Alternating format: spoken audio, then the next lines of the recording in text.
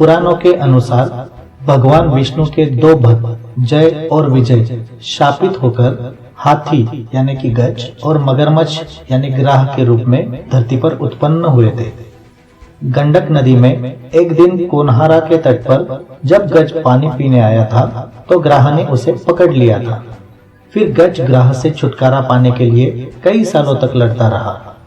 तब गज ने बड़े ही मार्मिक भाव से हरि यानी भगवान विष्णु को याद किया।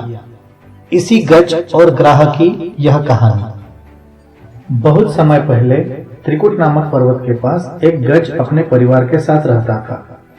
वहां के वातावरण बहुत ही सुंदर था। मीठी नदियां, बगीचे, रंग बिरंगी खुशबूदार फूलों से वह स्थान अति सुंदर लगता था। एक दिन गज अपने परिवार के साथ सरोवर में नहाने के लिए निकला। सरोवर में बहुत आनंद और स्वच्छंदता पूर्वक तैर रहा गज आने वाले संकट को पहचान न सका। उसी सरोवर में एक मगरमच्छ यानी कि ग्राह भी रहता था। ग्राह ने गज के पैर को पकड़कर अंदर खींचना शुरू कर दिया और दोनों ने अपनी अपनी शारीरिक शक्ति को आजमाना शुरू कर दिया।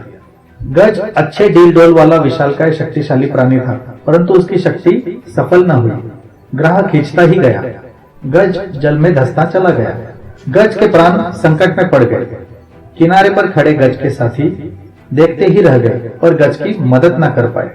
आखिर गज ने सोचा कि इस संकट से बचाने वाला एक ही परमात्मा है। ऐसा निश्चय करके सभी को भूलकर एक ही श्रीहरि को अपनी रक्षा के लिए उसने पुकारा। दयालु श्रीहरि ने तुरंत प्रत्यक्ष होकर स्वदर्शन चक्र से ग्राह का संहार कर दिया। आध्यात्मिक भाव। गज ग्राह युद्ध की कथा मन मना भाव के मंत्र द्वारा सफलता मिलने की बात को ही रूपक द्वारा स्पष्ट करती है। जब गज पूरा डूब जाता है और केवल सूंड का थोड़ा हिस्सा ही रह जाता है, तब वह अपनी शक्ति को, अपने संबंधियों को तथा अपने आप को भूलकर अनेकता से निकलकर एक परमपिता परमात्मा को याद करता है। उस अंतिम समय में याद करते ही उसे तुरंत ईश्वरीय सहायता मिलती है। यही स्थिति मन मना भाव की स्थिति है।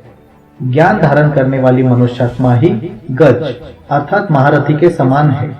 माया ही इस संसार रूपी सागर में ग्राह है। माया रूपी ग्राह ज्ञानी व रुस्तम बच्चों को खा लेती है। ग्राह के समान माया भी गुप्त रूप से आकर ज्ञानी को पकड़ लेती है। ऐसी माया से एक परमात्मा की याद से ही मुक्ति पाई जा सकती है। ओम शांति।